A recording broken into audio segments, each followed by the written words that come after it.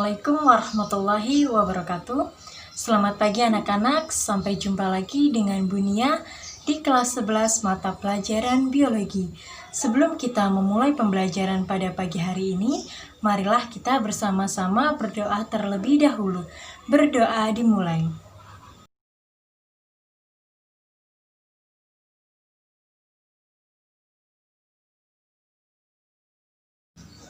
Anak-anak pernah tidak memainkan permainan puzzle?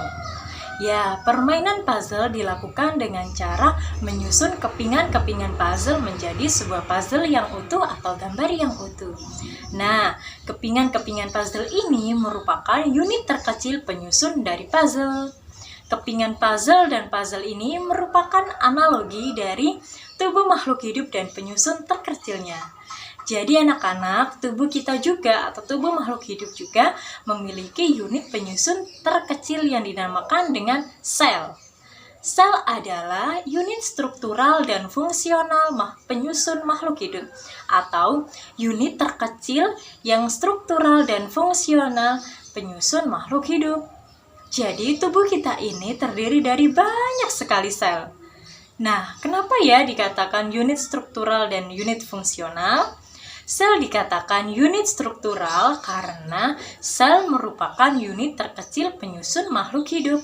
Sedangkan sel dikatakan unit fungsional karena sekalipun sel itu ukurannya kecil, sel dapat menjalankan kehidupan atau sel dapat melakukan proses kehidupan.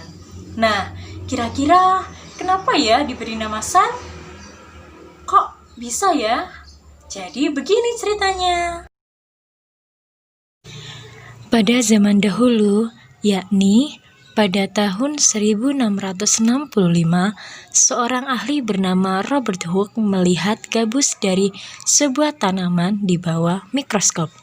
Dan beliau melihat sebuah ruangan kecil yang mirip dengan selula atau kamar kecil yang dihuni oleh biksu. Sehingga beliau pun menamakannya dengan sel. Namun, sebenarnya yang dilihat oleh Bapak Robert Hooke adalah gambar gabus yang tersusun atas sel-sel yang telah mati, sehingga yang dilihat hanya dinding selnya saja. Lalu, pada tahun 1674, seorang ahli lainnya bernama Anthony van Leeuwenhoek, orang pertama yang melihat sel hidup di bawah mikroskop. Sel yang dilihat dan diobservasi adalah sel alga. Kemudian anak-anak ada dua ilmuwan lainnya, yaitu Theodor Swan yang mempelajari struktur sel hewan dan Matthias Claydon yang mempelajari struktur sel tumbuhan. Pada tahun 1838, keduanya membandingkan dua penelitian mereka. Dan mereka melihat banyaknya kesamaan dari penelitian yang dilakukan oleh mereka. Kemudian mereka mengemukakan bahwa sel merupakan unit struktural, fisiologi, dan organisasi dari makhluk hidup. Meskipun memiliki banyak kesamaan, sel tetap memiliki bentuk yang berbeda, yaitu sel hewan dan sel tumbuhan. Nah, itu tadi merupakan sejarah penemuan dari sel. Jadi, sel pertama kali ditemukan oleh Bapak Robert Hooke. Nah, sel berukuran sangat kecil sehingga sel tidak bisa dilihat oleh mata biasa. Kita memerlukan sebuah mikroskop untuk dapat melihat sel. Nah, kira-kira apa saja ya penyusun sebuah sel? Jadi, sel tersusun atas dua komponen. Komponen yang pertama yaitu komponen senyawa organik dan yang kedua yaitu komponen senyawa anorganik. Komponen senyawa organik terdiri atas karbohidrat, protein, lipid, asam nukleat, dan vitamin. Sedangkan komponen anorganik terdiri atas air dan mineral. Kita bahas satu-satu ya. Yang pertama kita akan bahas dari senyawa komponen organik, yaitu karbohidrat. Kalau dengar kata karbohidrat, Bunia jadi ingat nasi, roti, gandum, singkong, dan lain-lain. Karbohidrat merupakan senyawa organik yang tersusun oleh unsur C, H, dan O atau karbon, hidrogen, dan oksigen.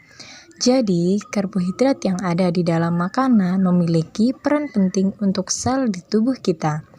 Fungsi karbohidrat adalah yang pertama yaitu bahan baku pada proses respirasi sel. Yang kedua, penyusun beberapa bagian sel seperti dinding sel, dan yang ketiga yaitu komponen penyusun DNA dan RNA. Selain karbohidrat, senyawa organik yang kedua adalah lipid atau lemak. Lipid adalah senyawa organik yang tersusun oleh C, H, dan O.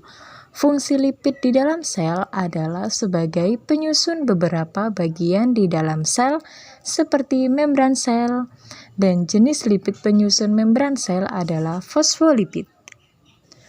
Senyawa organik yang ketiga yaitu protein.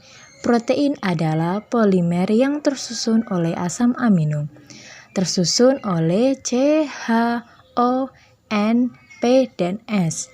Protein di dalam sel dihasilkan oleh suatu bagian sel yang bernama ribosom. Fungsi protein adalah menyusun bagian sel yaitu membran sel. Dan jenis protein yang menyusun membran sel adalah protein integral dan protein polimer. Selain protein, komponen senyawa organik yang keempat adalah asam nukleat. Di dalam sel terdapat dua jenis asam nukleat, yaitu RNA dan DNA. Asam nukleat tersusun oleh banyak nukleotida. Fungsi dari asam nukleat adalah mengontrol aktivitas sel dan membawa informasi genetik. Komponen organik yang kelima adalah vitamin. Vitamin memiliki fungsi dalam metabolisme sel dan berfungsi untuk menyusun enzim yang berguna di dalam sel.